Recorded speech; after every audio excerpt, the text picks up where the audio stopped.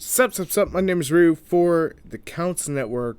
Welcome to the Season 2 of Daredevil, Episode 6, Regrets Only Episode Review. Now, if you have yet to see this episode, go check out the episode on Netflix first, then come on back, because Netflix is the only place that has Daredevil, where you can actually stream it. It is an amazing series, and you should. And I am being honest when I say that, and I will be completely blunt when I say this.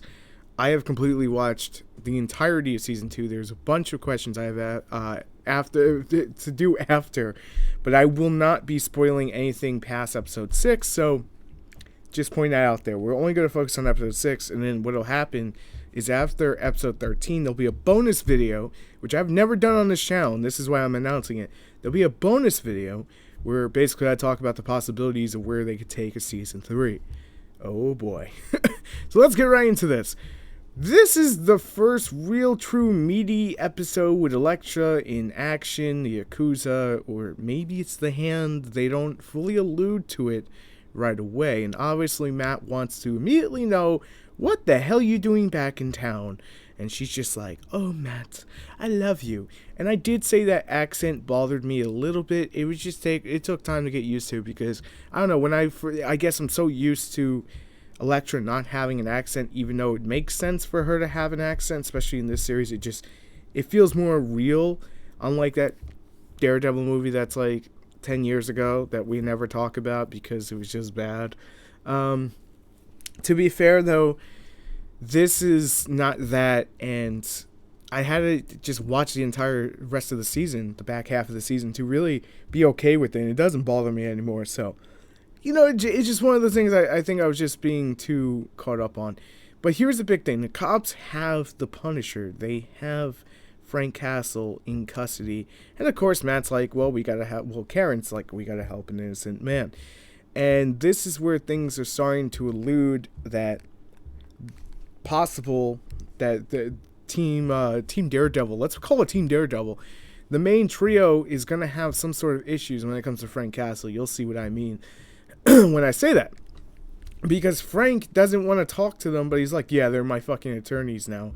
And obviously, this is something I didn't catch until I went back, and I actually went and rewatched parts of Jessica Jones.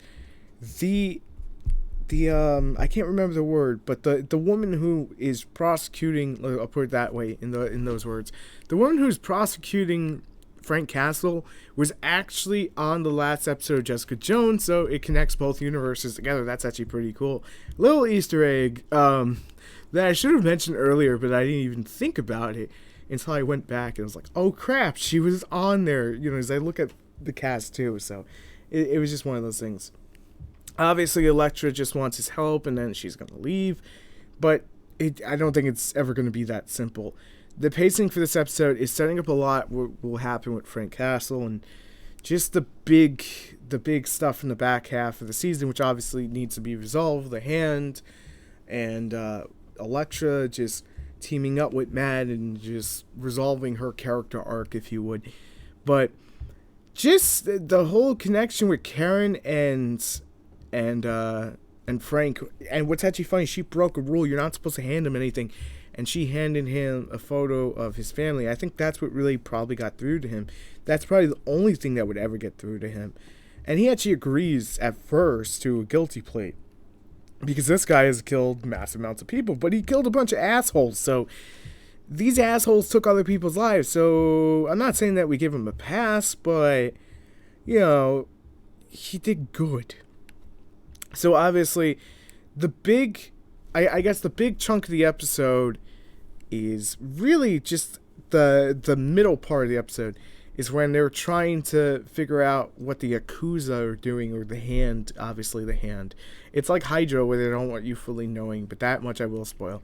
But just seeing Karen and Frank, they have this really great relationship, and I've read somewhere, or heard somewhere, I don't fully remember, but she has a really good relationship with Punisher in the comics. Obviously, it's a different thing, and I don't want to. I'm being very careful in my words, hence I'm stuttering a little bit, because there's certain things I want to talk about at the very end of this.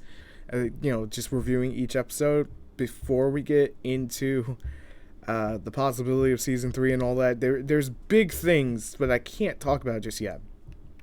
What's actually funny is listening to Punisher go, "Fuck you, witch! I ain't fucking taking no guilty. I'm innocent. I ain't guilty. Like, I'm not guilty because I killed a bunch of assholes." Which they were a bunch of assholes. So, just let it slide. One of the funniest things in this episode is Elektra plays drunk and matches doing her, obviously not, but, oh, and just a drunk couple. Yeah, that's how you get away from these people with their crazy book. And that crazy book, honestly, at first, you're probably just going, oh, it's just Elektra being Elektra. Trust me, you want to pay attention to that book. I won't allude to why. But that guy with the fingers, I was actually thinking that the guy with the fingers was going to end up being comic book villain. Something with fingers. There was a guy with, like, a bunch of fingers on his hand. Really, really creepy, like almost metahuman. But damn, they wiped out everyone there. Hey, look, the bus plays a role in this episode. No, all jokes aside, obviously, we'll have to see where it takes it from here. It's actually a pretty solid episode all around.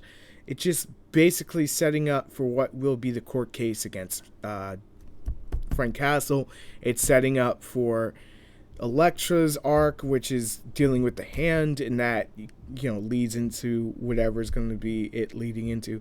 But like I said, there's a lot I want to talk about, but I can't until we're completely done reviewing each episode. So once we hit episode 13, I'll be able to do really long, like 20-minute video and just actually talk about everything I want to talk about. So see you tomorrow for episode 7. Thank you guys so much for watching. This has been the Daredevil review. I'm going to give it a straight 8 out of 10. Very solid episode. Check it out on Netflix. Why wouldn't you want Netflix? Netflix is fucking amazing. Anyway, I shouldn't have to say that. Anyway, thank you guys for watching. If you enjoy the content, make sure to subscribe here for more. It's free. Absolutely free. And I will see you on the next one. As always, thanks for watching. Peace.